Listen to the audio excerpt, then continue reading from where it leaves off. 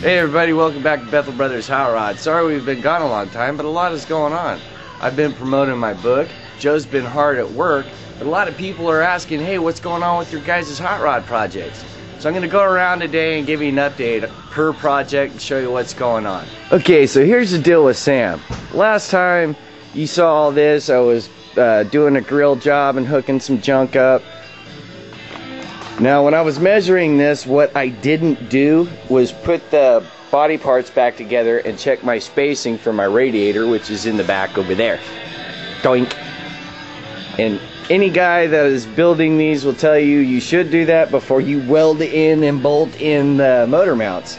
So that's all secure. So now I got to come up with a custom design for a radiator that's going to be inset and further away than the stock one would.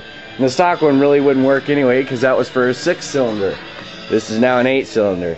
So everything's done, you know, the headers are done, blah blah blah. It's just taking time, and the radiator I need is about $700 to $800. Cha-ching!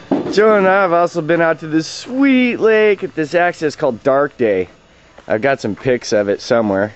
And we were jerking our surfboards around behind this.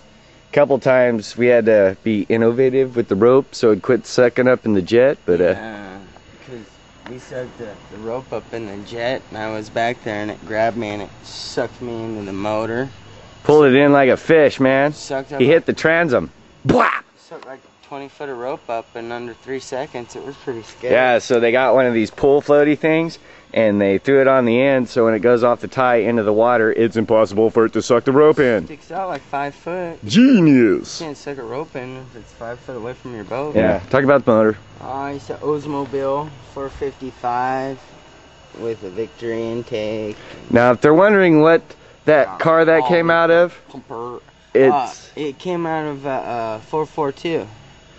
And if you guys want to know, watch for this flash of the Demolition Man.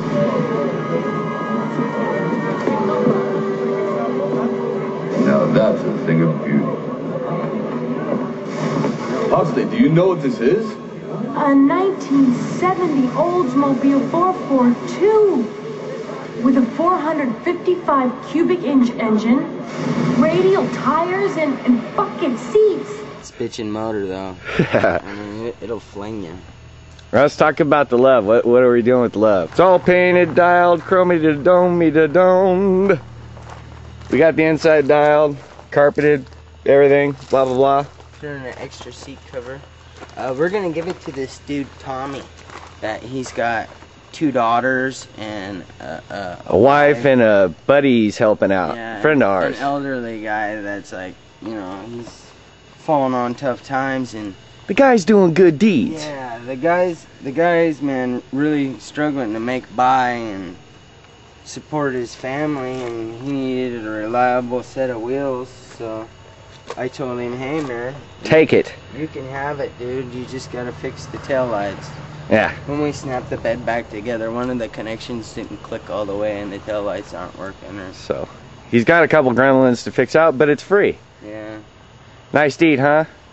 Insert angel music. Oh. Got this thing, and we started sanding down, ripping everything apart, sanding it down. We were gonna paint it because I got a bunch of cherry red paint that we were gonna use for a stripe for this. Right.